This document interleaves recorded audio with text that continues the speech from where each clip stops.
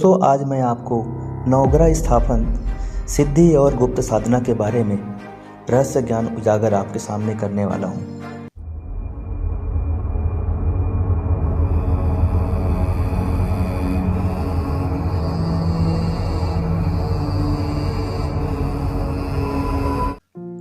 यह गुरुदेव नारायण दत्त श्रीमाली जी के द्वारा बताया गया एक पुरानी कथा है, जिसके द्वारा से आप समझ पाएंगे कि नवग्रह स्थापन किस तरह से किया जाता है। यह मैसूर की वह घटना है जहाँ करण राज जी मूर्ति स्थापन से पहले यज्ञ रखा था, जिसमें उत्तर और दक्षिण भारत के विद्वानों को बुलाया था। उन्होंने वेदी के साथ साथ प्रत्येक ग्रह स्थापन अलग अलग किया था। यह ग्रह स्थापन हो चुके हैं और यज्ञ प्रारंभ हो गया। विशेष मंत्रों से ग्रहों का आह्वान और स्थापन प्रयोग संपन्न हुआ। उस समय सेठ जी ने पूज्य गुरुदेव को लेकर यज्ञ मंडपम में पधारे।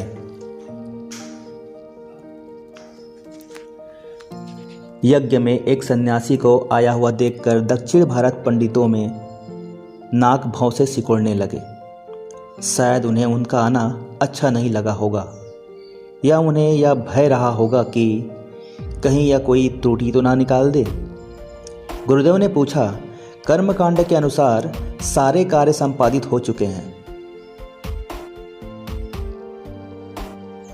उन पंडितों ने श्रेष्ठ माधव प्रसाद जी ने कहा, हम यह पंडितों का कार्य है, प्रवचन करना नहीं।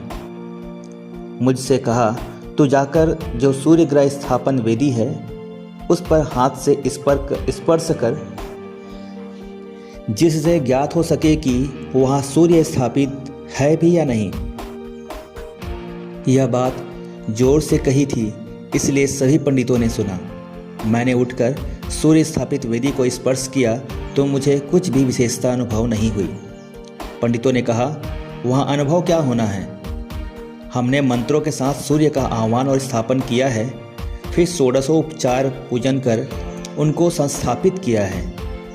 गुरुदेव ने कहा, आपने जरूर सूर्य का आह्वान किया होगा, पर सूर्य वहाँ स्थापित तो नहीं हुए। अगर उस वेदी पर सूर्य स्थापित होते तो इसके स्पर्श करने पर सूर्य के होने का आभास तो मिलता।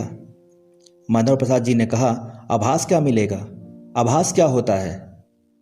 गुरुदेव ने सेठ जी से कहा, अगर एक हाथ से सूर्य स्थापित वेदी को स्पर्श करे और दूसरे हाथ से चंद्र स्थापित वेदी को स्पर्श कर मुझे बताएं कि आपको कैसा लग रहा है।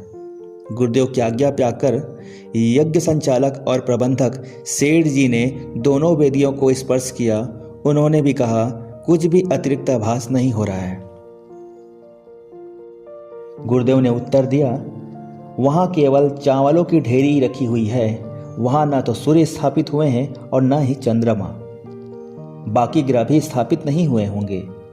माधव प्रसाद जी की त्योरिया चढ़ गई और लगभग चीखते हुए से बोले, मैं पंडित हूँ, पिछले 40 वर्षों से यह कार्य कर रहा हूँ। मुझे चैलेंज देने वाला आज तक कोई पैदा नहीं हुआ।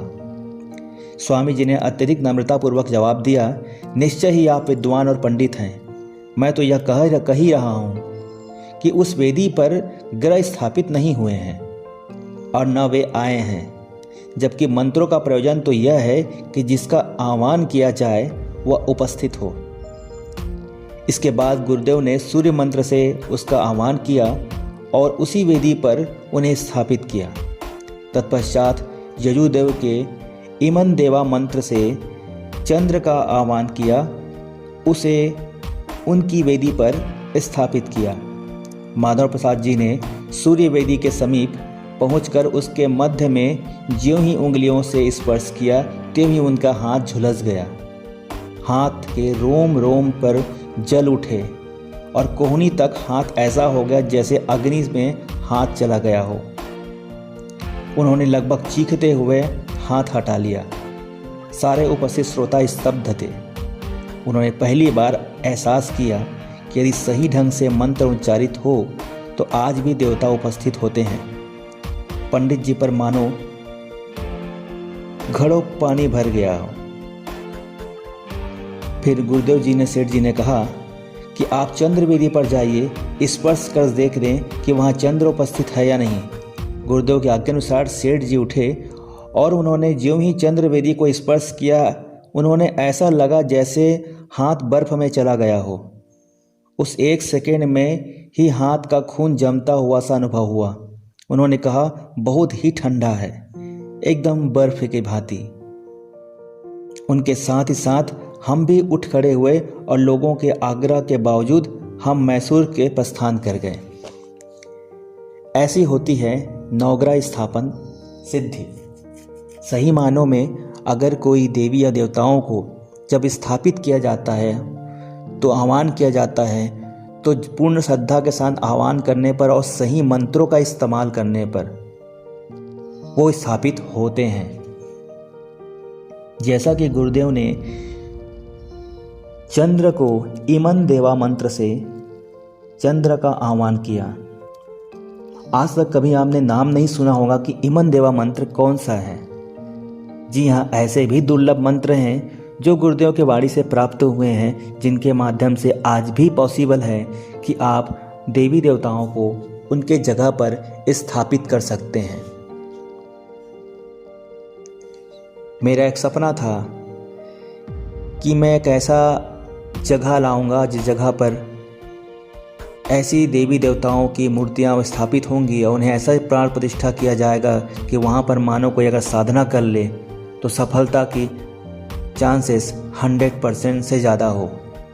सफल होना ही है, क्योंकि वहाँ पर मूर्ति नहीं, साक्षात वो देवी देवता वहाँ पर स्थापित हो। ऐसे ही प्राण प्रतिष्ठा मूर्ति का निर्माण मैं करने वाला हूँ, बहुत ही जल्द करूँगा। आपको वीडियो पसंद आई होगी तो वीडियो को लाइक ज़रूर करिए, साथ ही सब्सक्राइब करिए और नए हैं तो चैनल को सब्सक्राइब करके बेल आइकन को प्रेस कर लीजिए। इस तरह से और भी अद्भुत साधना आपके सामने हमेशा आती रहेंगी। जय गुरुदेव।